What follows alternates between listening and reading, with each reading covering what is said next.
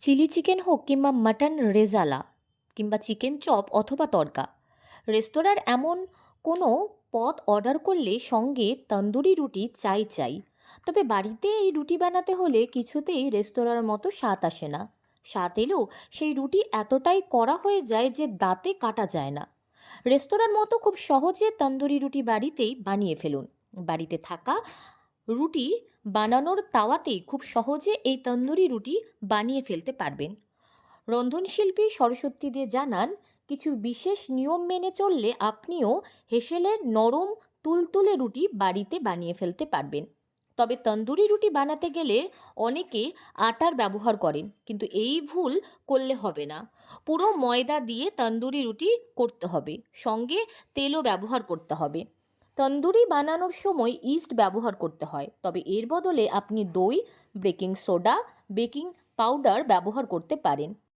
হ্যাঁ, আচ্ছা, তাওয়াতেই দেখলাম তন্দুরি রুটি বানাচ্ছেন, তো এটা কিভাবে সম্ভব? হ্যাঁ, এটা একটা মানে এটা স্পেশালি আমি তৈরি স্পেশাল করেছি যে মানে তন্দুরি রুটি তো আমরা দোকান থেকে কিনে খাই, সেটা তন্দুরে বানায় ওরা। তো বাড়িতে তো তন্দুর আমাদের থাকে না, গ্যাসে বানানোর জন্য এটা নতুন কায়দা। যেমনভাবে আমরা নানের আটা মাখি ময়দাটা, সেভাবে ময়দা মাখবো। ময়দার মধ্যে একটুখানি দই দিতে হবে, দই, baking powder, baking soda, east ছাড়া, ইস্ট দিই না, ওর মধ্যে বেকিং পাউডার অল্প আর বেকিং সোডা, বেকিং পাউডার দিয়ে ময়দাটাকে মাখবো। ওর মধ্যে তেল দিয়ে, দই দিয়ে, তেল দিয়ে ময়াম দিয়ে নিব, দই দিয়ে ওটাকে ভালো করে নরম করে মাখবো। মেখে 1 ঘন্টা থেকে 1.5 ঘন্টা অবধি রেখে দিই। গরম জলে ময়দা মাখার আগে সাদা তেল, দই, বেকিং সোডা, বেকিং পাউডার, স্বাদ মতো লবণ মিশিয়ে ময়দা ভালোভাবে মেখে ঘন্টা খানিক রেখে দিতে হবে।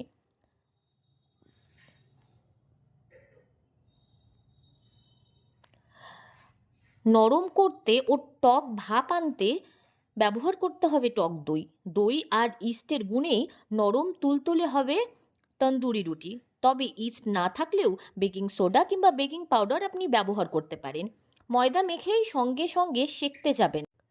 ময়দা মাখার পর ঘণ্টাখানিক মণ্ডটি সুতির ভিজে কাপড় দিয়ে ঢেকে রাখুন। এই পদ্ধতিটি মেনে না চললেও কিন্তু মোটেই নরম হবে না রুটি। ময়দাটাকে রেখে দিলে পরে বেশ ময়দাটা ফুলে যায়। তারপরে ওটাকে আমরা তাওয়াতে বানাই।